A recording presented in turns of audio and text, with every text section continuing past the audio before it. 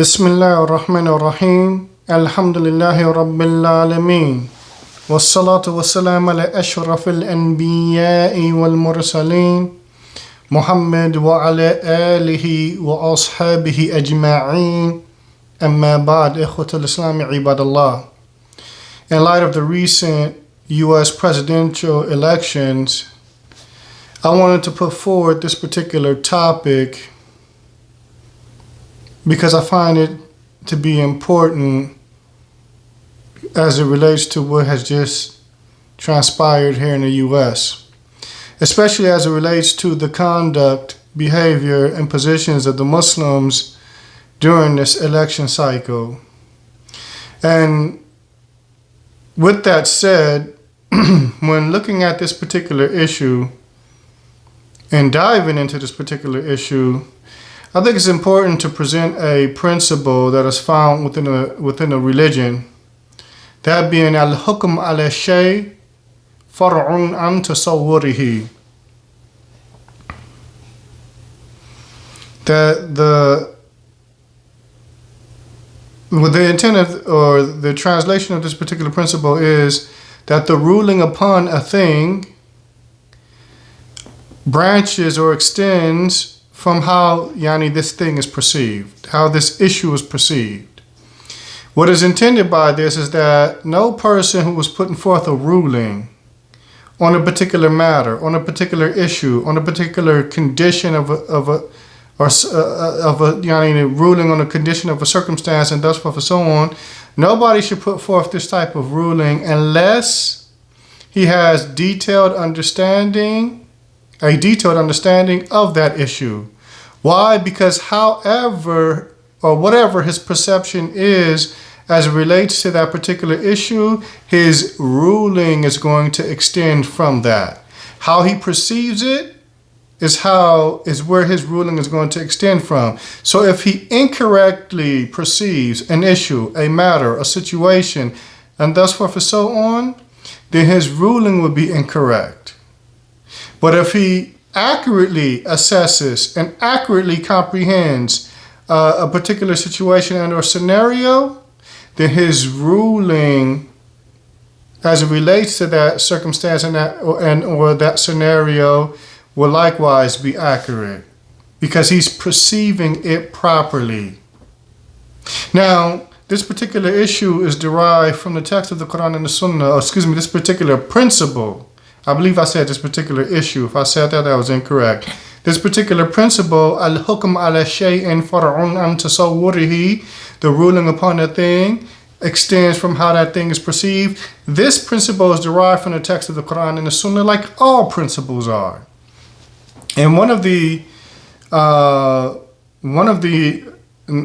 narrations that this is derived from will be that of the narration of Salama, and this particular narration is muttafaqun alayh, where she stated that the Prophet ﷺ stated, "Innama ana basharun, I am only a man. Wa innahu ya'tini al-khasam, and a arguing party may come to me.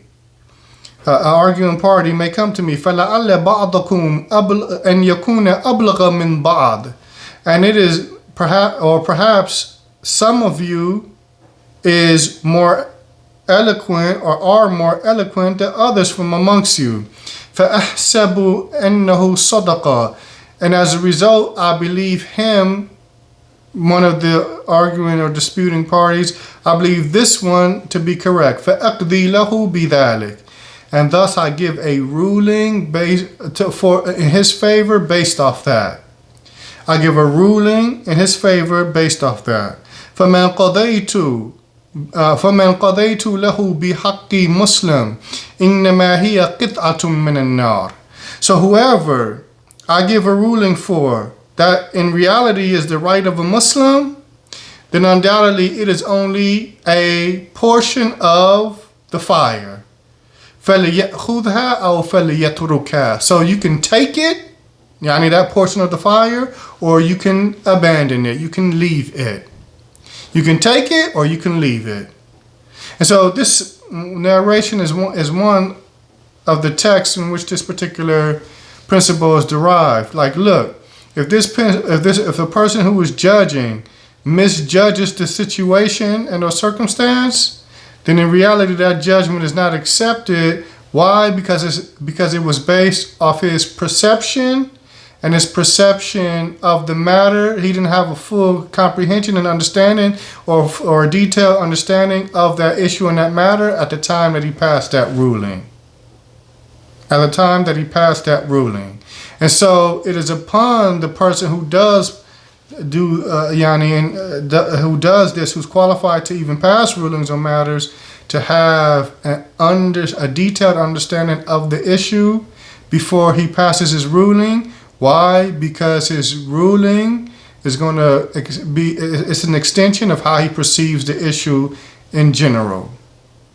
And so when we look at what has transpired as it relates to the U.S. presidential elections, then you had Muslims, mostly immigrant Muslims, that seem to be at the forefront when it comes to the Muslims taking a stance in the political process.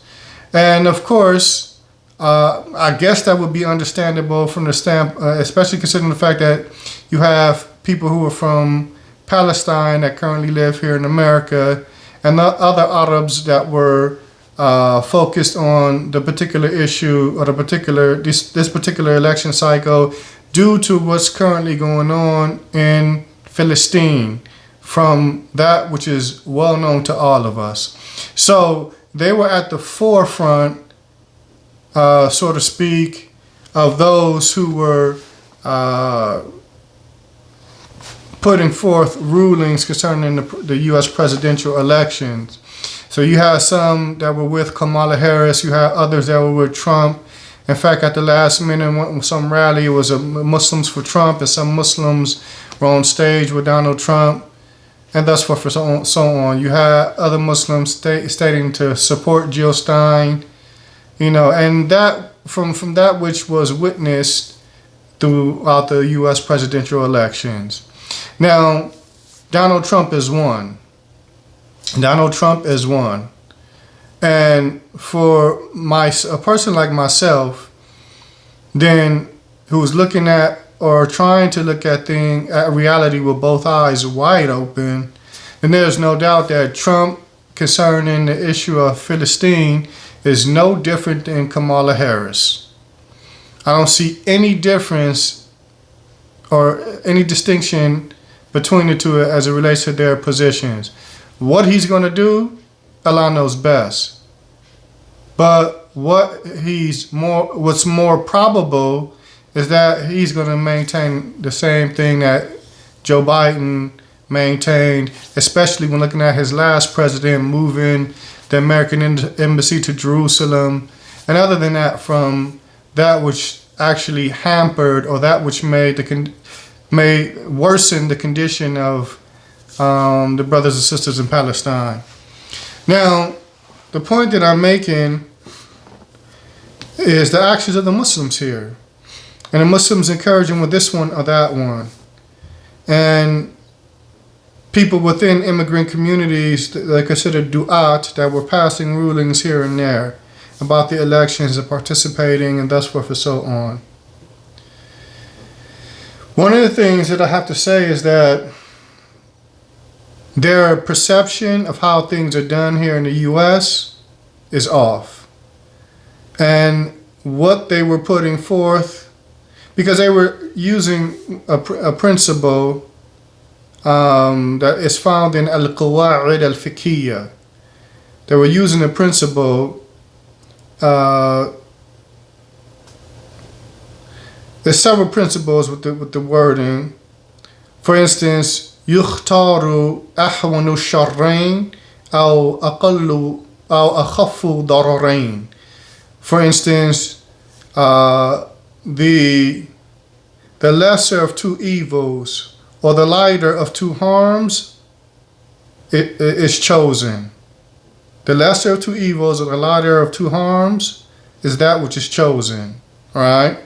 So this particular principle and others similar to it, you found brothers and sisters within the immigrant community speaking along using words that would allude to these principles. And this principle is derived from the statement of the Prophet ﷺ, "La darar wa la dirar," that there is no harm nor reciprocating harm.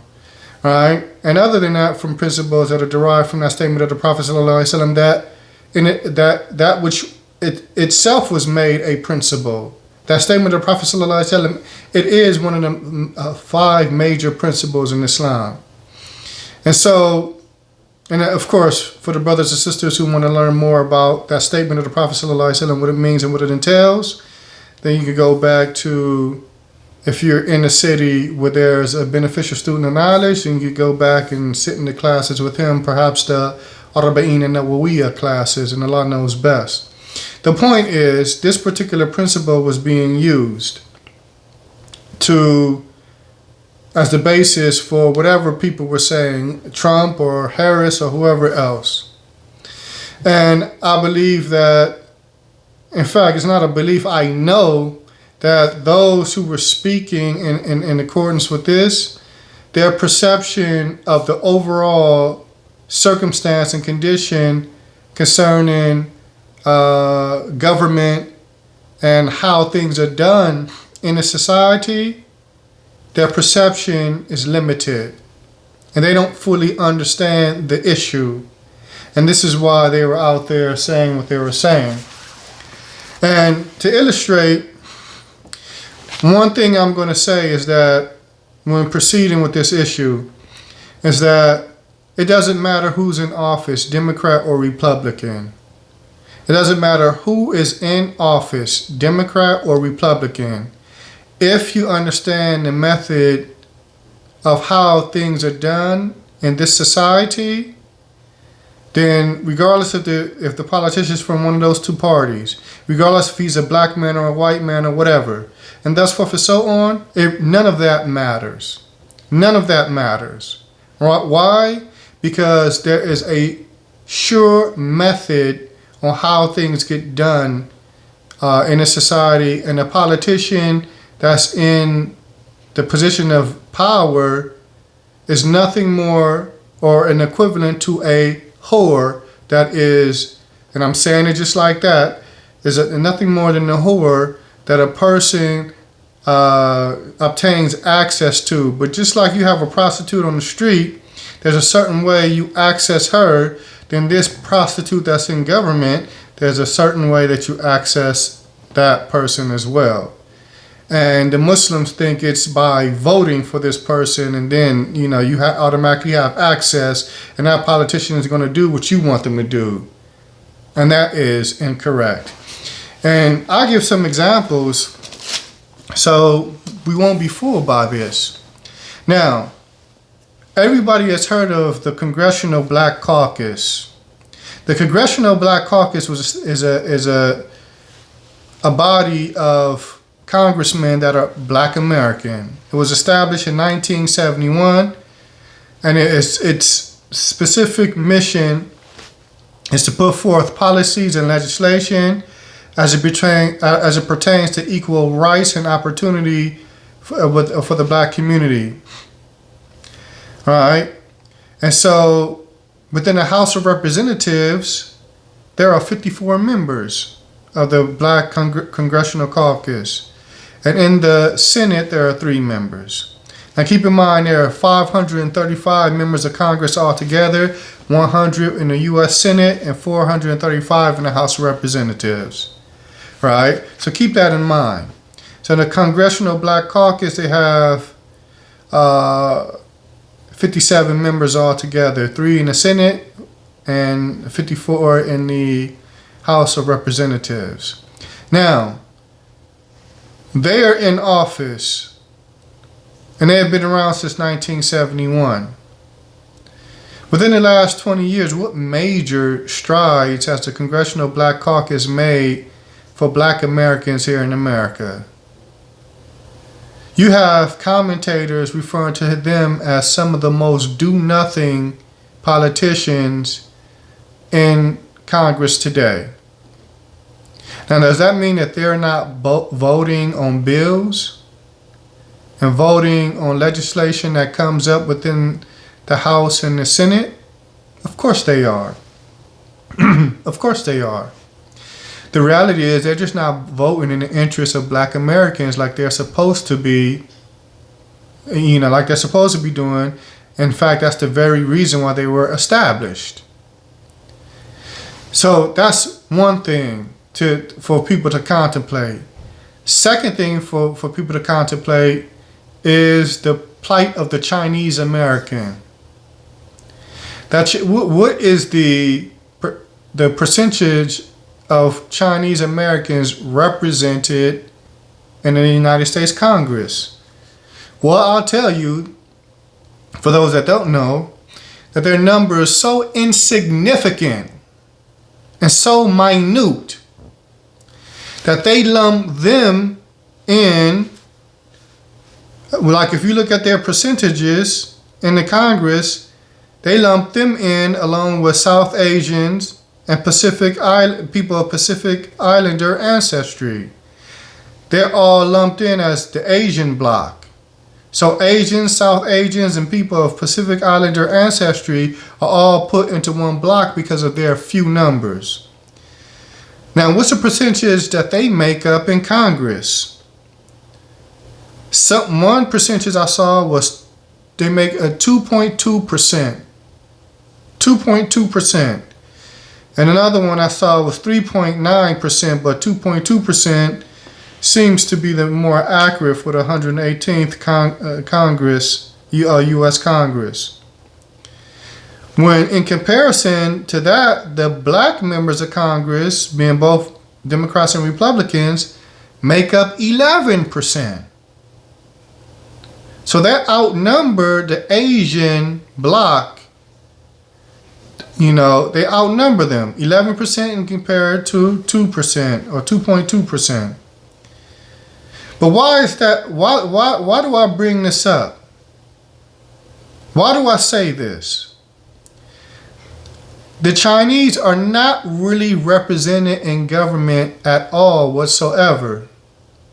Yet, in just about every major city, there's a Chinatown. There's a Chinatown.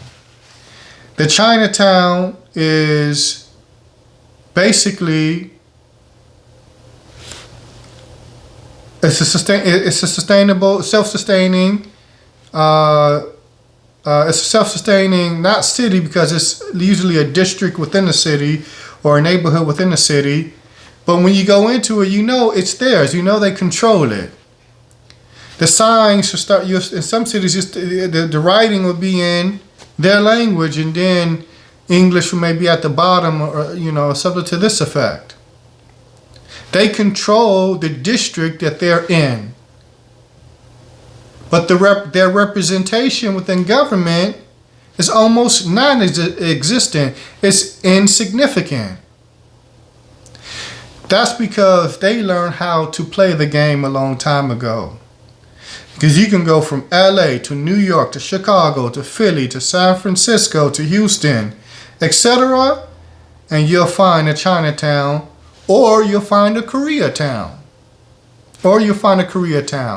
And in those districts and neighborhoods, you'll see that they're thriving. And you see that they have laws that are in their favor. And thus forth and so on. So, how do we get things done here in the U.S. when it comes to laws and politicians? Well, this is from a method called buying access. Buying access is basically, as defined, or its definition, the practice of obtaining the ability to interact with, influence, or gain info from individuals or institutions, often in a business or political context.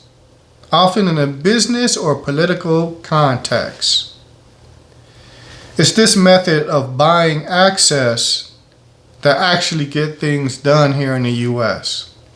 And this is something that secular scholarship here in the U.S.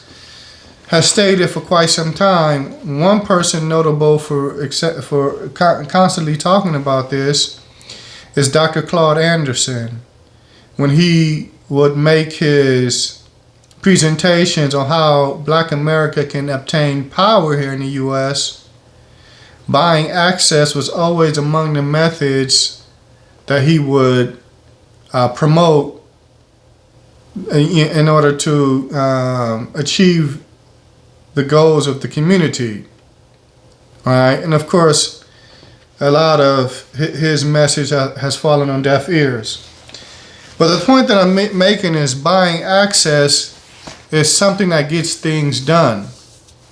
And this is why, for instance, buying access versus what the majority of Americans want, you always, if you can do a compare or contrast, you'll always find that what the majority of Americans want may not come to fruition if the people that are buying access to politicians, if it goes against what they want, if it goes against their interests.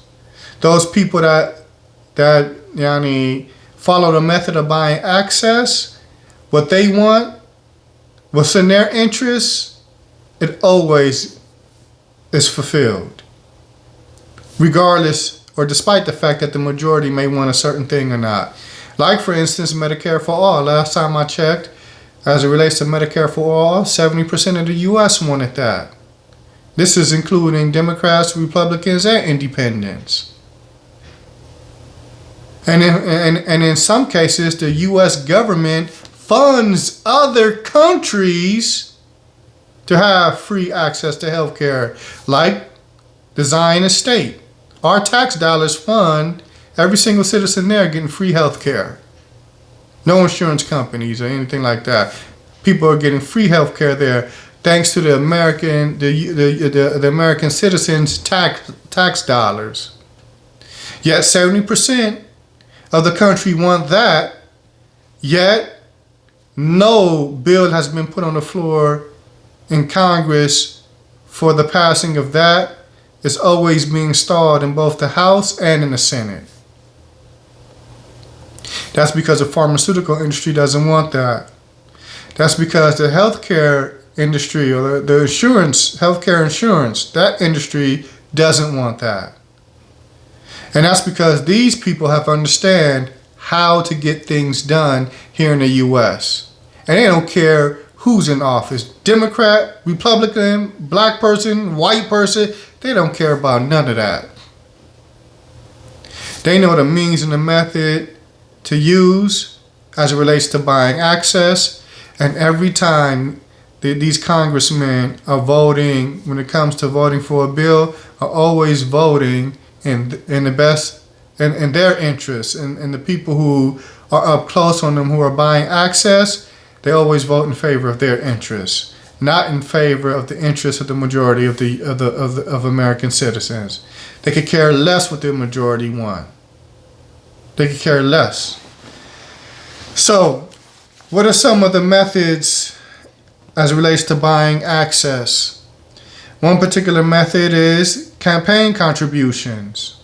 And this is what a lot of these people do, or these institutions, or these organizations, or these companies. That's what they do. This is what AIPAC does.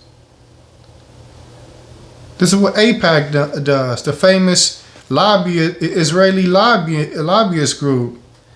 Right? That's one way, by way of campaign contributions. Another way, by lobbying. Lobbying is a method used in buying access.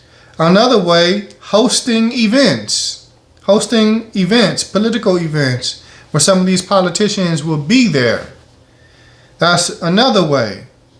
Forming a PAC, or a political action committee, which is usually, a PAC is usually a way that money is raised for a candidate. You have PACs and you have super PACs. If you want to know the difference, look them up. But a political action committee, all right. This is a sure way for a person to gain access to these politicians to be able to explain to these politicians what they want. We need this, we need that. We gave you 100,000. We raised 100,000 for you. Listen, this is what we want to see happen. This is what we need done. Sponsoring political events. Sponsoring political events, like especially political fundraisers. If you throw a fundraiser for a politician, he now becomes beholden to you because you're generating money for him or her. Gifts and hospitality. But of course, these gifts and hospitality are subject to the limits, to legal limits. They're subject to legal limits. But you can give gifts to a politician. Like I said, if they're within, if the way the gift is given and the type of gift that's given is within the law. Is within the law. The point that I'm making is, when coming with these examples, is these are the types of people that have access to these politicians. These are the types of people that are in the ears of these politicians. We need this, we need that. Oh, that bill is going to be bad for our industry. It's going to hurt us. It's going to hurt our interests, and thus for so on. And usually if you follow the money, who the donors are, then you start to understand why politicians vote a certain way. Why did he vote no on this? Or why did he vote yes on this? All right? So whoever you cast your ballot for on election day, in reality doesn't really matter a whole lot when we know that the way people are getting things done here in the U.S. with the political class is that they're treating them like political prostitutes. They're buying access. They're buying their vote. They're buying their vote. And this is why things are the way that they are in the U.S. This is why the whole world is clearly proclaiming that there's a genocide happening in Palestine, and this is why Joe Biden could care less, and is still shipping weapons, and will use lip service about a ceasefire, but won't do anything about a weapons embargo. Won't lift his finger to do anything about a weapons embargo. And guess what? Trump isn't going to be any better. He isn't going to be any better. And that's because these two prostitutes, the Islamic community or the immigrants that were here in the U.S. that were talking about go to the polls and vote this one and vote that one, they didn't know the right approach to take with trying to, as it relates to getting this type of prostitute to do their bidding. They didn't buy access. They didn't buy access.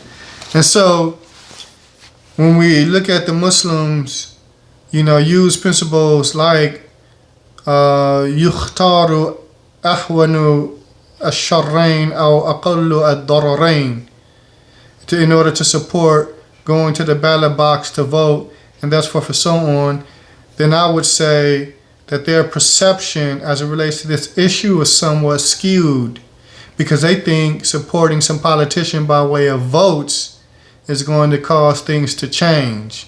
But all we have to look at is the last 20 years of politicians that have been in office and what the majority of the U.S. wanted, and how these politicians contradicted the way or the will, quote unquote, the will of the people here in the U.S.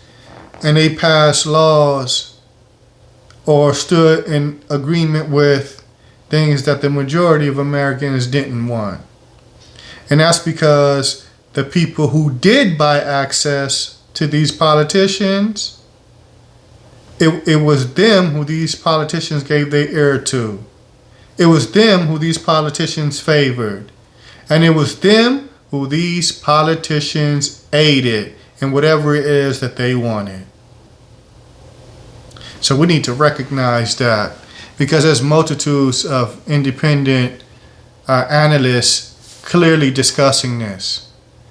There's one term that's been thrown out there quite frequently: follow the money, follow the money, follow the money, and then you understand why this politician votes this way or that politician votes that way.